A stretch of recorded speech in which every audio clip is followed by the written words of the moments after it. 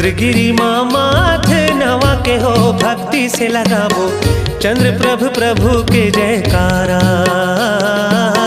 चंद्र प्रभु प्रभु के जयकारा। चंद्रगिरी माँ माथे नवा के हो भक्ति से लगाबो, चंद्र प्रभु प्रभु के जयकारा, चंद्र प्रभु प्रभु के जयकारा।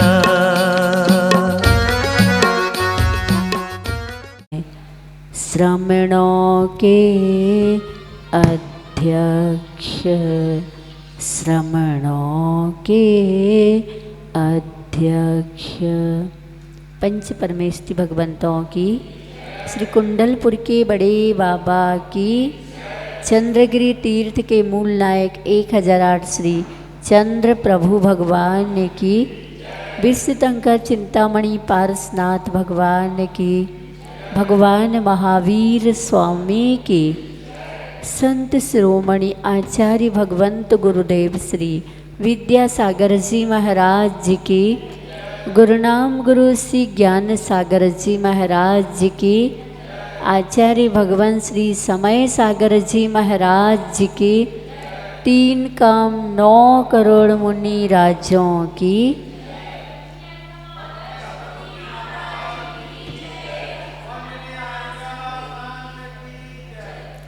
प्यारी प्यारी भव्यात्माओं, गुरुवर्णम भक्ति निर्झर के गवाक्ष से आचार्या जिन शासनोन्नति करा। जो आचार्य होते हैं वो नीतियों के माध्यम से इस युग को बोध और शोध तक उन्नति का प्रयास करते हैं। यह सुनीति शतक युग बोध के लिए लिखी गई है आचार्य जी के माध्यम से। उसी में से श्रद्धा की मम आँखों में प्रभु किस विद्या अवतार लिया, कण भर होकर मन यह मेरा गुरु तम तुमको धार लिया। विराग हो तुम अमूर्ति भी हो, मूर्ति रहा यह अन्य रहा, धन्य रहे हो भगवन तुम तो, किंतु भक्ति भी धन्य रहा, किंतु भक्ति भी धन्य रहा। महाविचक्षण योग शिष्य हो, विनयी हो श्रमशील तना, योग योग्य गुरु का पा गुरु हो, विस्मय क्या समझील बना। शिल्पी की वह शिल्प कला है, जड़ भी चेतन हो जाता, कठिन कठिन पाषाण खंड भी विराग केतन हो जाता।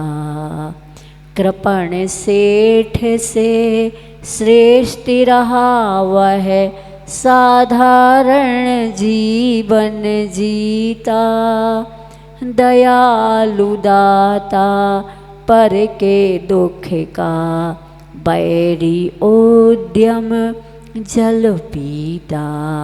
प्रशस्त दाता किंतु नहीं जो, अनीति धन का दान करे, दान बिना भी मान रहा वह, नीति निपुण गुणवान अरे, नीति निपुण गुणवान अरे।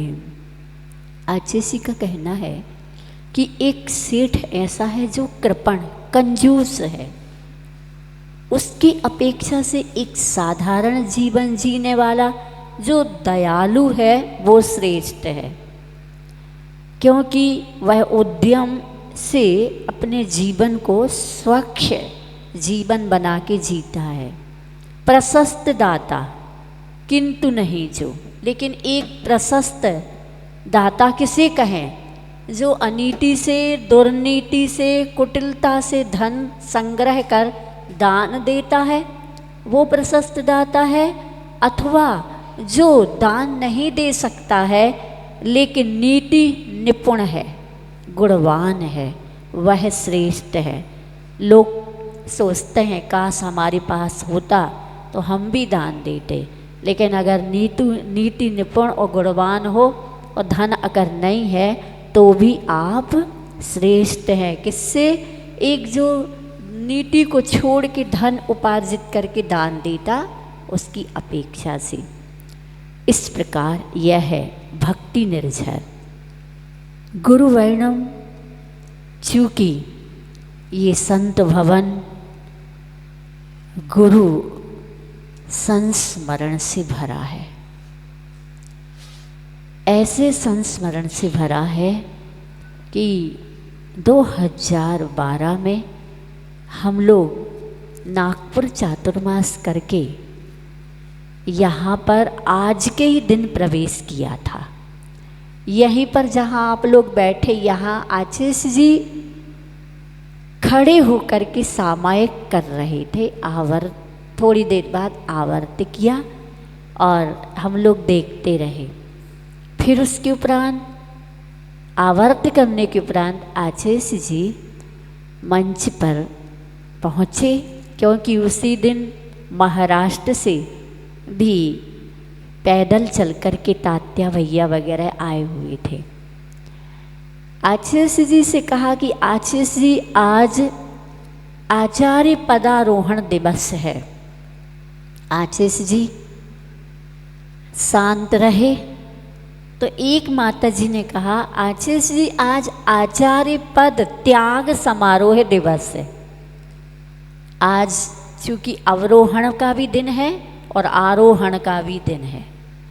आचार्य ज्ञान सागर जी ने आचार्य पद को छोड़ के परम पूज्य मुनि श्री विद्यासागर जी को आचार्य पद दिया था। तो अवरोहण और आरोहण न छोड़ने का भी है, त्याग करने का भी है और ग्रहण करने का भी दिन। तो आशीष कहते हाँ ये बहुत अच्छा। और चूँकि आचार्य ज्ञान सागर जी महाराज श्री की श्रेष्ठतम कृति जो मुनि विद्यासागर जी, उन्होंने ऐसा अल्प समय में परम पूज्य गुरुदेव श्री विद्यासागर जी महाराज को भर भर के दिया। कैसे भर भर के दिया? जैसे दाम्पत्य जीवन कई वर्षों के उपरांत अगर उनको इकलौता एक पुत्र प्राप्त हो जाए तो वो माता पिता अपने पुत्र को कितना भर भर के भरते रहते हैं और प्रसन्न होते रहते हैं। ऐसे ही आचार्य ज्ञान सागर जी ने, उनकी उत्कृष्ट भावना थी कि मुझे जिन शासन से नवनीत के रूप में ज्ञान प्राप्त हुआ है, उस ज्ञान को पूरा का पूरा उड़ेल दूं और ये पूरा आत्मसात कर लें। ऐसा ही हुआ। आचार्य ज्ञान सागर जी ने वृद्ध अवस्था में सब कुछ उड़ेल दिया।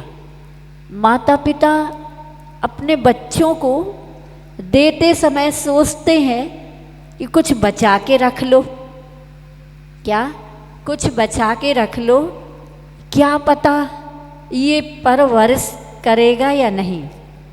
लेकिन गुरुनाम गुरु श्री ज्ञान सागर जी ने अपने अंत की परवाह नहीं की और उन्होंने जो भी देने योग्य था वो सब दे दिया।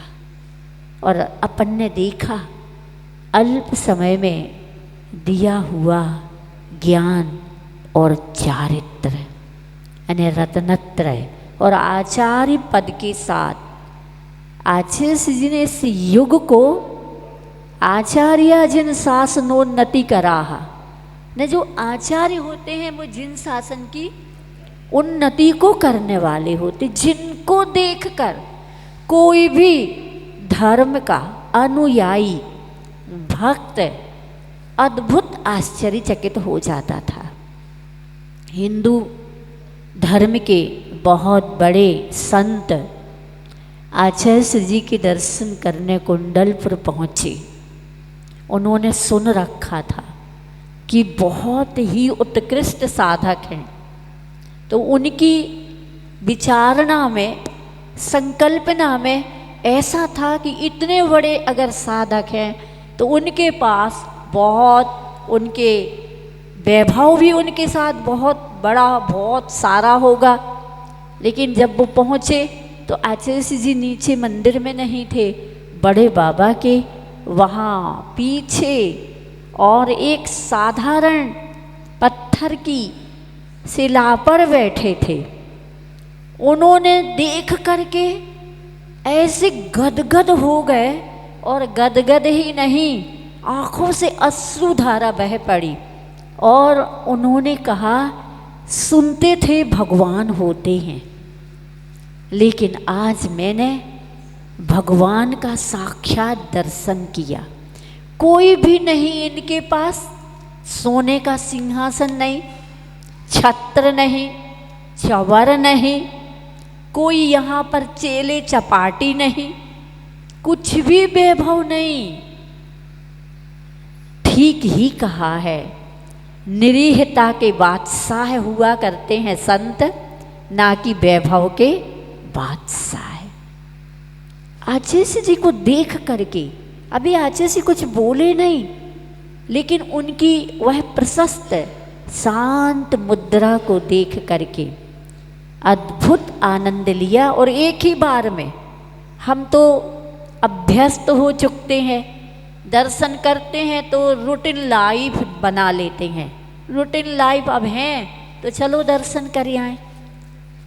और दर्शन करने की विधि में सिर झुकाना है सो झुका लेते हैं, लेकिन क्या हम अपने मन वचन काहे पूर्वक योग और उपयोग को शुद्ध विशुद्ध कर पाते? नहीं कर पाते।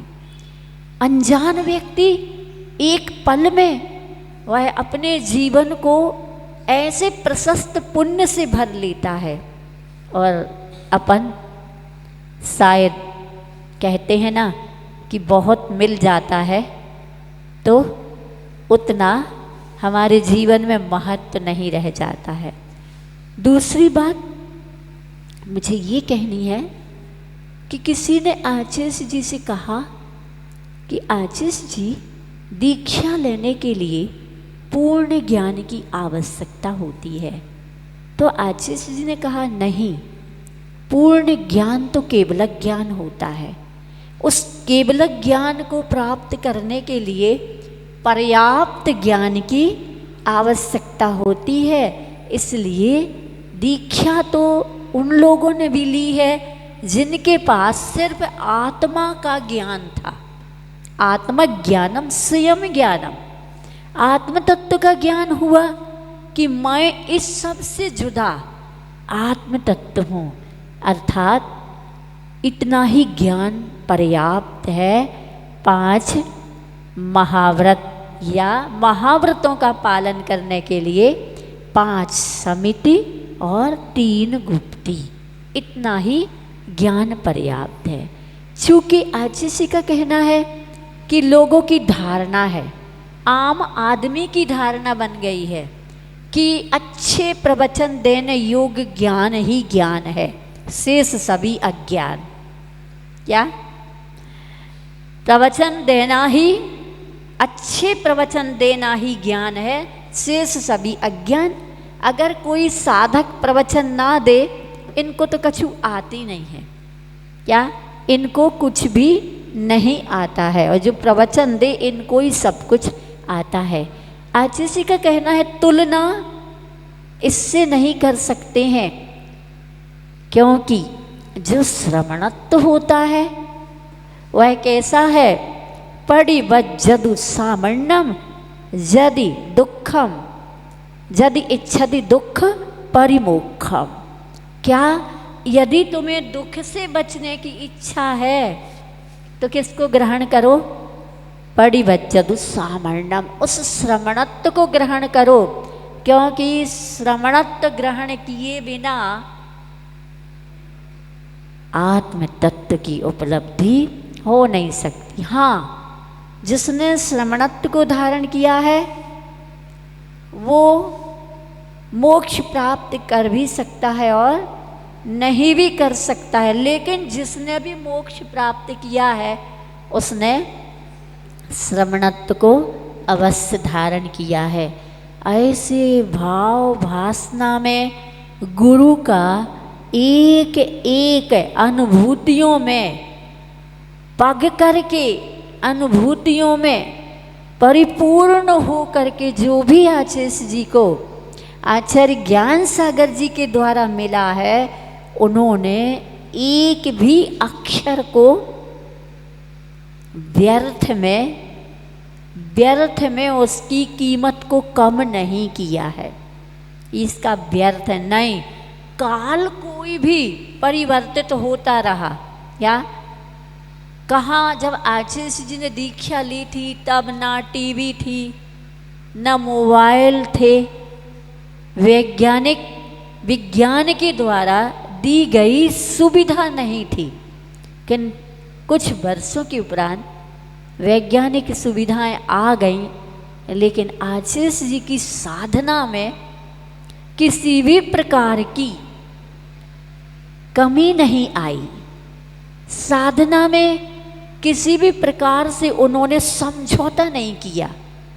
ऐसे परम पूज्य आचार्य भगवंत को सागर में बड़े बड़े विद्वान जो मुनियों को साधुओं को नहीं मानते थे, ऐसे फूलचंद जी शास्त्री, पंडित कैलाश चंद जी शास्त्री, पंडित पन्नालाल जी शास्त्री, पंडित जगन मोहन लाल जी और भी बहुत सारे, ये बहुत बड़े विद्वान माने जाते थे उस समय के।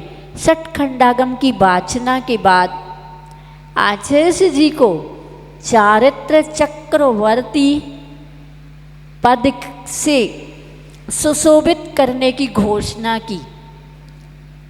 संचालक महोदय ने कहा, इतने महान आचार्य हम जब सुनते हैं मुमुक्षुओं के मुख से कि चौथे काल के साधुओं को हम वंदन करेंगे, तो सागर समाज, इतनी बड़ी विशाल समाज ने कहा, हम आज इस समय जिनका दर्शन, जिनकी साक्षी में हम ये देशना सुन रहे हैं जिनके मुख से, वो चौथे काल को भी मात कर रहे हैं। ऐसे आचार्य श्री जी को हम सब मिलकर क्या करना चाहते हैं? चारित्र चक्रवर्ती की पद से, उपमा से सुशोभित करना चाहते हैं। आचार्य जी बड़े सहज शांत। जब संचालक महोदय का संचालन पूर्ण हुआ और आचार्य जी को प्रवचन के लिए कहा गया, तब आचार्य ने कहा, अभी आप कह रहे थे कि मैं इस पद से आपको सुशोभित करना चाहता हूँ। ध्यान रखना, मेरे गुरु ने जो पद दिया है, अब मुझे अन्यत्र किसी असयमी से, रागियों से किसी भी पद को पाने की लालसा नहीं है। ध्यान रखना, पद पद पर बहुपद मिलते हैं, पर वे सब पद आपद हैं। ये सब पद हमारे लिए मोक्ष में बाधक है, विपत्ति देने वाले हैं। इसलिए सब लोग आज से ध्यान रखें, अपनी मानसिकता को किसी भी प्रकार से संत को, मुझे, साधक को पद दे करके क्या ना करें, पद दे करके किसी भी प्रकार से भार स्वरूप ना बनाए। यद्यपि मैं इन पद से बहुत दूर हूँ। क्या? मैं सभी पदों से बहुत दूर हूँ। गुरु की आज्ञा से मुझे जो भी पद मिला है, मैं तो उस पद में भी अपने आप को निरंतर मुनि स्वरूप ही देखता हूँ। क्या? मैं एक साधक मुनि हूँ, इसलिए हमें अब किसी भी प्रकार से उपमाओं को या पदों को दे करके हमारी आत्मा को साधना में ही रहने दें, पद की बात ना करें। इस प्रकार से ये तो वाचना का समय मुझे स्मरण में नहीं, वो तो मैंने संस्मरण में पढ़ा। लेकिन जब जबलपुर मड़िया जी में शायद 87 का चातुर्मास हो रहा था, हमने देखा एक दिन आचार्य जी शाम की आचार्य भक्ति में थोड़े कारणवश देर हो रही थी, सारे महाराज आ गए थे, घंटी बज चुकी थी, सब महाराज आ गए और सभी महाराज ने जब तक आचार्य ने इतने समय में सोच लिया आज अपन आचार्य जी को चारित्र चक्रवर्ती पद से अपन आज चारित्र चक्रवर्ती पद से आचार्य जी को सुशोभित करेंगे। और जैसे ही आचार्य जी आए तो किसी ने कहा बोलिए चारित्र चक्रवर्ती आचार्य भगवंत सिंह विद्यासागर जी महाराज की जय। वो आचार्य ने कहा क्या है ये क्या चल रहा है, ये सब किसके लिए बोला जा रहा है, गलत है, कौन इसका सपोर्टर बना है। सब शांत बिल्कुल डर गए। आज से ध्यान रखना, कोई चारित्र चक्रवर्ती नहीं लगाएगा, मैं सामान्य हूँ और सामान्य ही रहूँगा। ये तो कितने सारे महाराजियों की, और हम भी उस समय ब्रह्मचारिणी ब्राह्मी आश्रम से हम सब लोग बैठे हुए आचार्य भक्ति में सम्मिलित थे। उस दिन आचार्य जी पूरी आचार्य भक्ति में गंभीर रहे। क्या? पूरी आचार्य भक्ति में गंभीर रहे।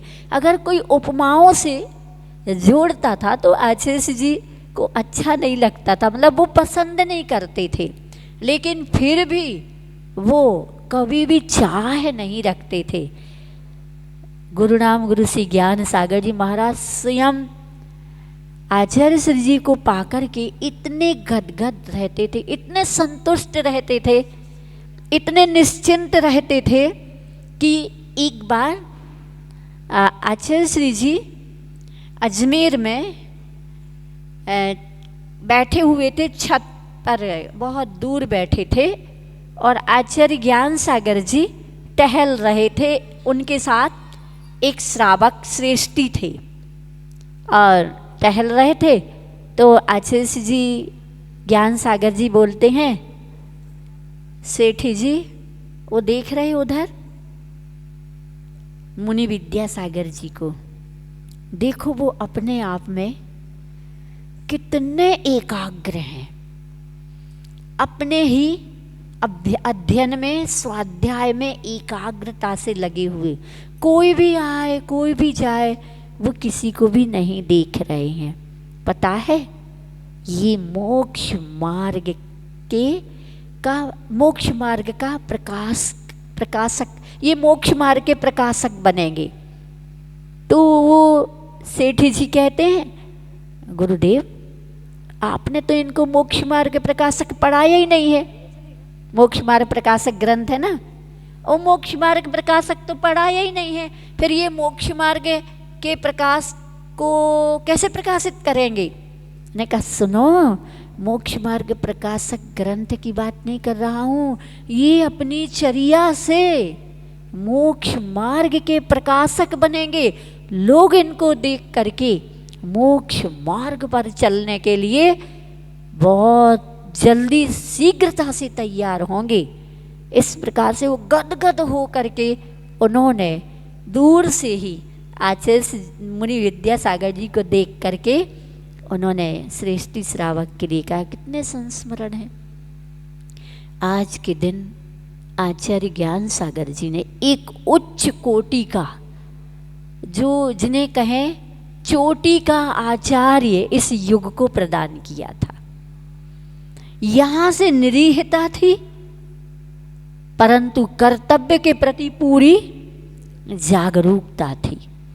आचार्य पद जिनको प्राप्त होता है ना, वो जिन शासन को द्रव्य क्षेत्र काल भाव को लेकर के ही और दूरगामी यानी दूर दूर तक भविष्य में कैसे धर्म को जीवित रखेंगे, इस सब के साथ वो शिष्यों का और शिष्याओं का संपोषण करते हैं। शिष्यानुग्रह कुशले, किसको किस प्रकार से आगे बढ़ाना है। जब ब्रह्मचारी और ब्रह्मचारिणियों की संख्या दिन दूनी रात चौगुनी बढ़ने लगी, तो आचार्य जी ने युग में जिन शासन की महिमा निरंतर प्रवाहित होती रहे, उसके लिए आचार्य जी ने क्या किया, प्रतिभा स्थली, पहले ब्राह्मी आश्रम, प्रतिभा मंडल, भाग्योदय, प्रतिभा मंडल, पूर्ण आयु इत्यादि बहुत से प्रकल्प, गौशाला, चल चरखा हट करघा, श्रमदान, सक्रिय सम्यक दर्शन, साधिका आश्रम, अंत में साधिका आश्रम की कोई भी अछूता ना रह जाए। पुरुष वर्ग को घर में ही नहीं रहना चाहिए। जब अपने कर्तव्य कर लेते हैं तो इनको अपनी चाबी बेटे और बहुओं के हाथ में सौंप करके वृद्ध आश्रम में नहीं, साधक आश्रम में चले जाना चाहिए।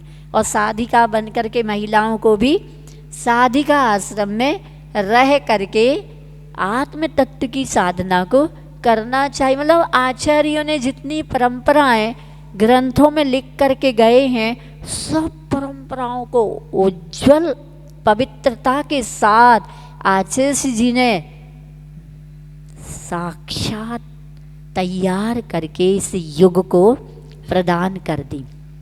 तो चूँकि ये संत भवन तो ऐसा ही स्मृतियों से भरा हुआ है। जहाँ चंदब प्रभु जिनालय है, आचार्य भक्ति हो रही थी। एक सांझ को आचार्य भक्ति के बाद सारे साधु चले गए। 2012 में आचार्य भक्ति के बाद सब साधु संत चले गए और गृहस्थ भी सब चले गए। हम आरिकाएँ बैठे थे और आचार्य जी बहुत अच्छे से अवलोकन कर रहे थे। सामने इस दृश्य का पहाड़ भी दिख रहा था, ये सब पूरा दृश्य दिख रहा था, शांत वातावरण था। तो आचार्य जी हमारी गाँव की ओर देख करके कहते हैं, देखो यहाँ कितना अच्छा लग रहा है। बहुत खुश होकर के कहा, गदगद होकर, कितना अच्छा लग रहा है। तो हमने आचार्य जी को कहा कि आचार्य जी आप हो तो अच्छा लग रहा है, आप नहीं रहोगे ना तो यहाँ तो ऐसा वीरान जैसा, जंगल जैसा, डर जैसा लगेगा। तो आचार्य जी कहते नहीं, मेरे जाने के बाद भी बहुत अच्छा लगेगा, मतलब बिहार करने के बाद भी बहुत अच्छा लगेगा। हमने कहा आचार्य जी आप तो कहते थे एक नक्सली एरिया है, यहाँ मैं कुछ भी सोच नहीं पाऊँगा। तो आचार्य जी कहते नहीं, मैंने 200-250 किलोमीटर चारों दिशाओं में देख लिया है, यहाँ कोई डर नहीं है, यहाँ प्रतिभा स्थली बहुत अच्छे से चलेगी। ये आचार्य जी ने हम लोगों को इस प्रकार से यहाँ की मानसिकता बनाई कि हम लोग विकल्प न, क्योंकि पहले वर्ष आचार्य जी ने पहला चातुर्मास हुआ था, तब आचार्य जी ने यहाँ पर बहनों को रुकने नहीं दिया था। वो ये विद्यालय में रुकती थी कि नहीं यहाँ पर डर है, यहाँ नहीं रुकना है, तुम लोग जाओ, दर्शन कर लिए, 2-3 दिन रुक लिया, अभी क्योंकि नक्सली एरिया है। लेकिन जब दूसरा चातुर्मास हुआ तो फिर आचार्य जी ने मतलब मानसिकता बना ली और इस प्रकार से रामटेक पंच कल्याणक में आए थे और हम तीनों माता जी के बीच में ये बात रख दी थी कि देखो पुनः चंद्रगिरी में प्रतिभा स्थली का सोच सकता हूँ, कैसा रहेगा विचार कर लेना। इस प्रकार से आचार्य जी की अब पल पल में स्मृतियाँ आती हैं। हम तो इस संत भवन में जब भी बैठते हैं तो हम लोगों को जितने दिन आचार्य मिले थे यहाँ पर प्रत्येक दिन यहीं से चर्चा हुई। हम सब यहाँ बैठते थे, आचार्य जी जहाँ सिंहासन रखा हुआ यहाँ बैठा करते थे, और वो स्मृतियाँ वो सब कुछ आप लोगों की तो दिन दूनी रात चौगुनी स्मृतियाँ हैं, यहाँ की अध्यक्ष जी की तो और ज़्यादा ही स्मृतियाँ हैं, क्योंकि इनको तो आचार्य जी कहते थे किशोर, इनका नाम तो किशोर है, अब ये किशोर बन के काम करेंगे, वृद्ध नहीं होंगे, क्योंकि आचार्य ने कह दिया तुम किशोर रहोगे।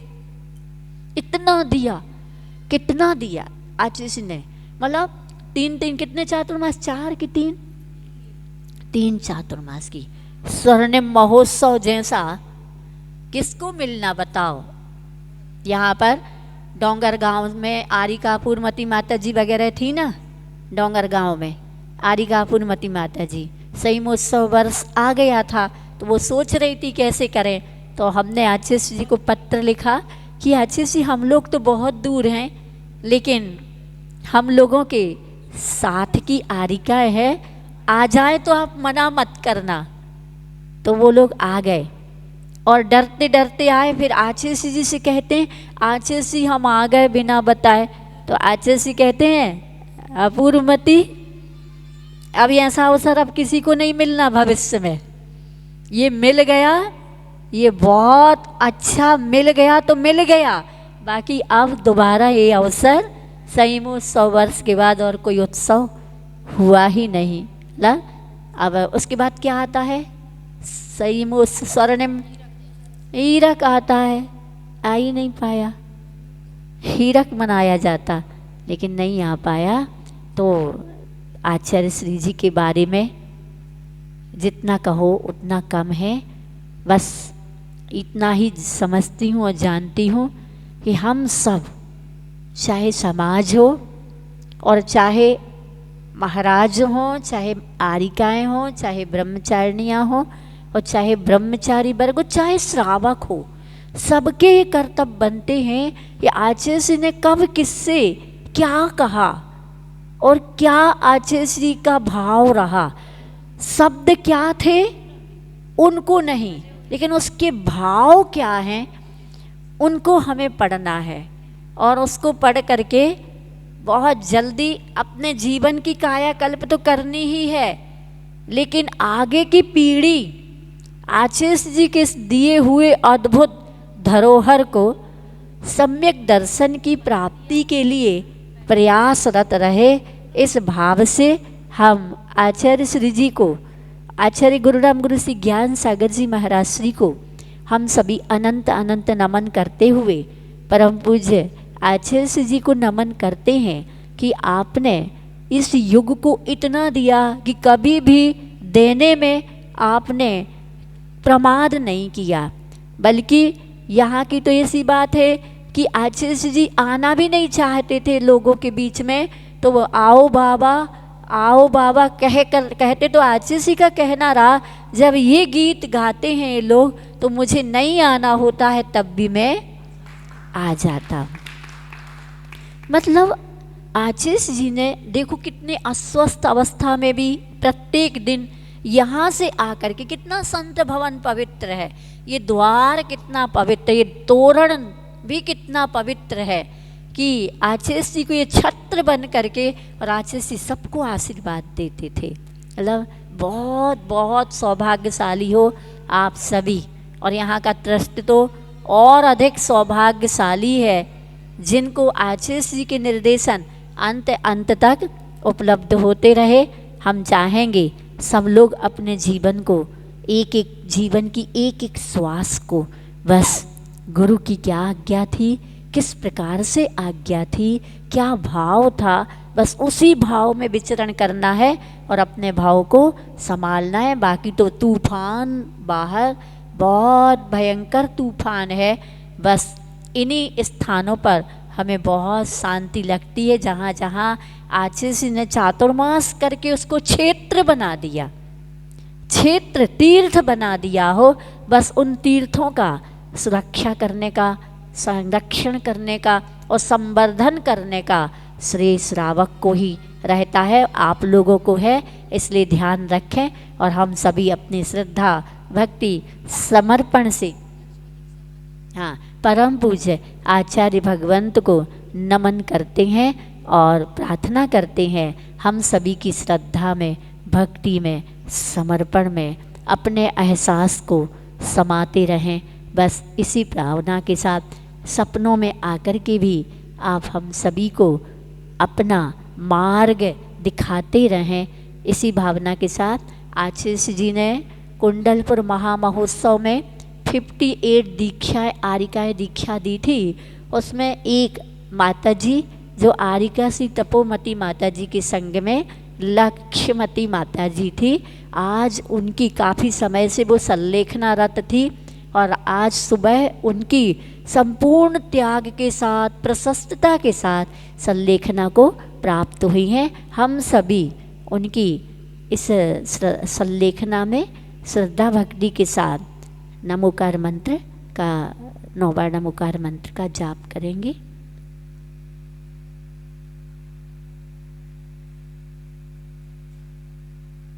विद्यासागर जी महाराज की, आचार्य भगवान श्री गुरु नाम गुरु ज्ञान सागर जी महाराज की, आचार्य भगवान श्री समय सागर जी महाराज की, 3 कम 9 करोड़ मुनि राज्यों की।